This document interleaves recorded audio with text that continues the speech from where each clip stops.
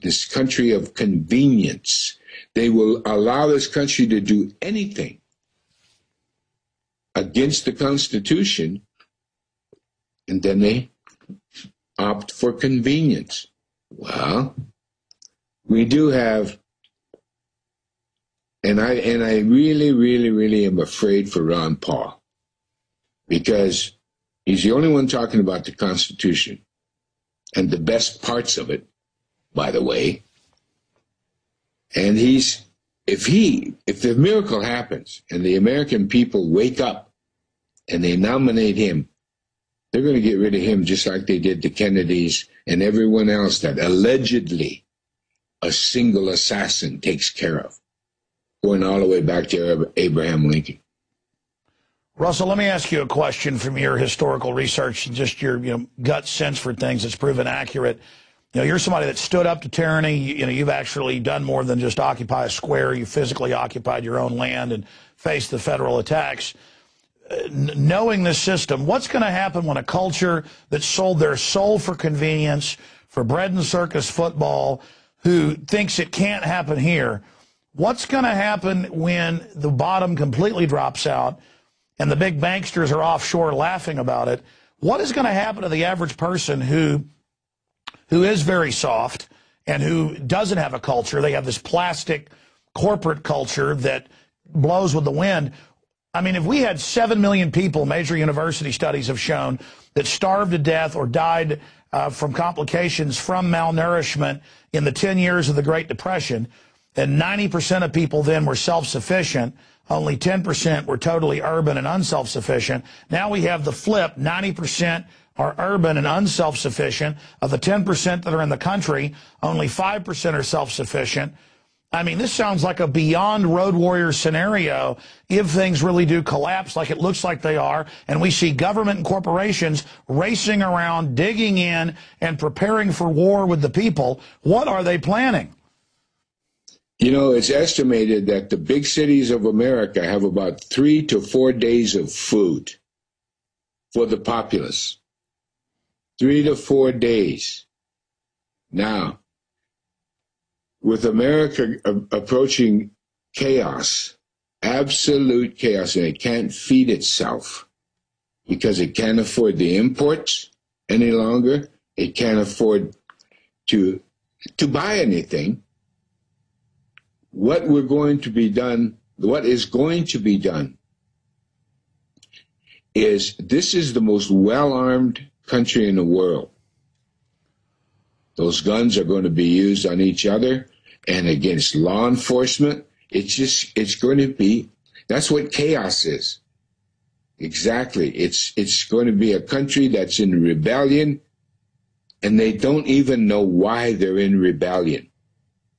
That's the sad part of what's coming, as I see it.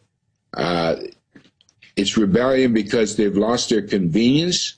Is it rebellion because they've lost their self-sufficiency? It's all of the above. But without a value system, it's going to be chaos. Wow, very well said. In fact, you've really crystallized it for myself. People are just going to attack in all directions while the engineers of this sit offshore and kind of let us burn each other out. That's what they've done in Latin America. I've read the IMF World Bank documents where they say, we'll let them riot for a year. They'll beg for us to come in with the military later. So how do we use the chickens coming home to actually wake people up to go after the real threat, these corporate kleptocrats, instead of all of us just killing each other? I mean, how do we do that, Russell? I've watched America go from where young people, like when I was in grade school, wanting to grow up to be a policeman, to where now every citizen is deathly afraid of the police. The police themselves have transformed and into this agent of destruction, and they enjoy the persecution of individuals, like you see what happened in Syria. It's happening here. So I do believe, just like in Syria, this is what we're going to see in America, except America's well armed. Yes. I mean, we saw millions of guns sold in the month of December. I mean, if even just a few percentage points of the 180 million people now that own guns use them, I mean, it's going to be watching us eat each other alive, basically. I'm really afraid for America. I'm not afraid for myself. You know, these concentration camps they call Indian reservations. By the way, that's another show, because this is legally Indian reservation, federally recognized Indian reservations in America are still on the books as prisoner of war camps. And that technically, on the books of America, we're still in a state of war with the United States government. And how that came about was a lawyer friend at Guantanamo defending or trying to defend one of those so-called terrorists. It might be a terrorist, I don't know. But the point being, in his research found out that Guantanamo was taken from Indian policy.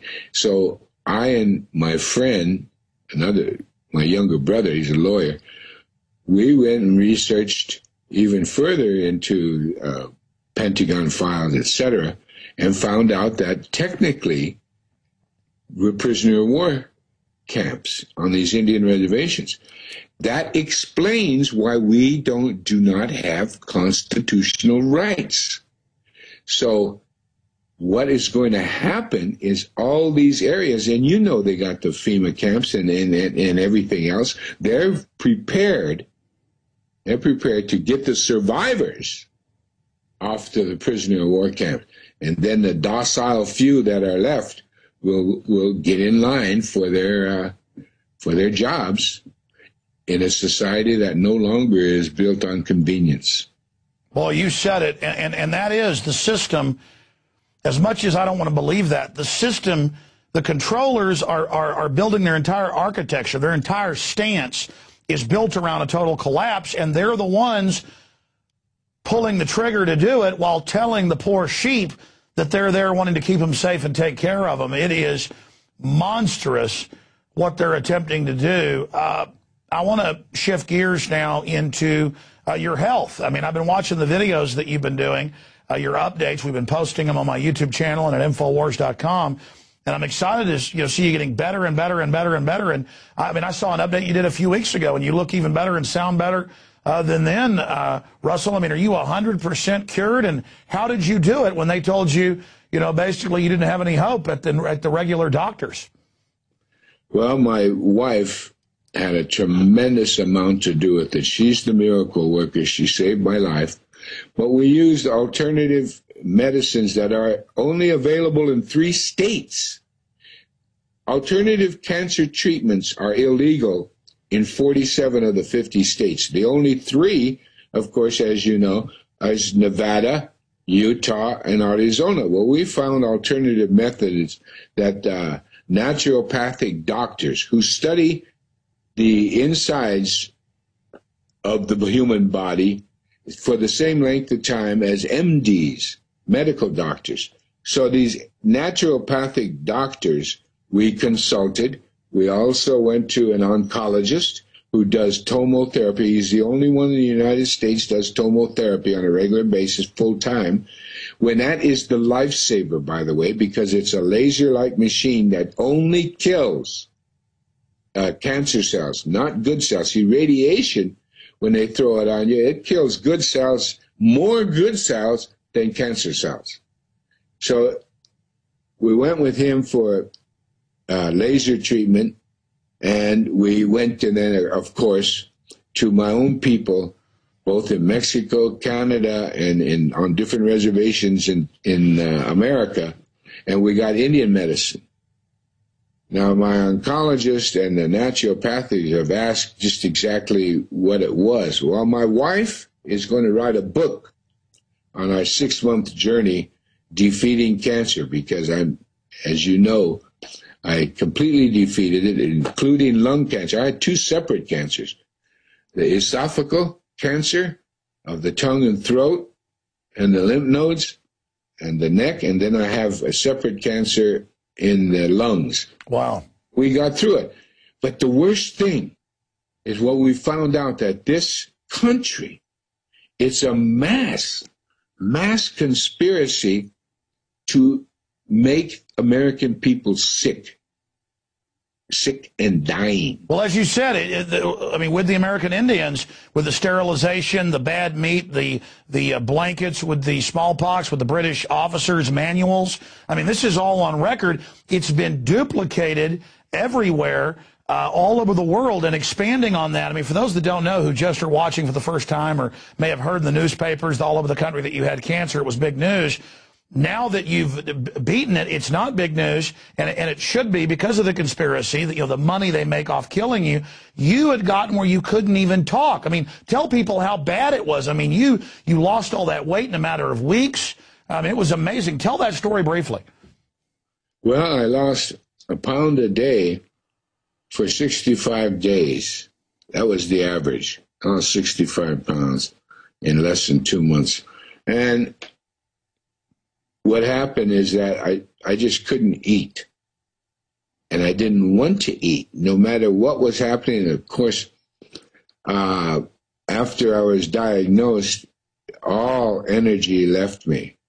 And so we went to the naturopathic doctors. We started getting intravenous blood work done, which they extract you, about a third of a quart of blood from you. They clean it of toxins and heavy metals, and then they inject oxygen, mistletoe, and vitamin C, which all kill cancer cells. And they used other supplements that I took. But the biggest help in all of the doctors, naturopathic and oncologists, they want to know what kind of Indian medicine. They're the only ones. The whole world hasn't come to our door. It's amazing how this whole thing has been kept silent. But man, have we found out the vast conspiracy in every aspect of American industry, you know, the pharmaceutical, the military, the medical, the government. It's to disease us up and then sell us the drugs. The drugs are what make you weak and keep the recurrence of cancer coming back. All those. And I took them for a while: sugar diabetes pills, rheumatoid arthritis pills, hypertension pills. Those are made of chemicals that the human body cannot process adequately or even definitively. Oh, yeah, the additives in the food that they allow them to put in are, I mean, look at diabetes, cancer. The United States leads the world, and I've seen studies where people 50 years ago ate all the fat, the unhealthy food, and weren't fat. It's all the additives that are making people swollen with water because of the toxins, and they know exactly what they're doing. I mean, I personally finally, watching you with, cancer and others, I finally went ahead and started getting off totally, the processed stuff, taking real vitamins and minerals. I've lost 37 pounds. I mean, by eating nothing processed. I mean, it's almost instant. And it really is true that the system, McDonald's and others, in the foaming agents in their McNuggets, and I wasn't eating that, they're allowed to put silicone in it, Russell. I mean, well, it's incredible. It's only 40% of a hamburger is meat. The rest is hooves, it's cow manure, it's sores from the hides and the muscles. It's oh my God, it's gristle. What they put into hamburger should be illegal.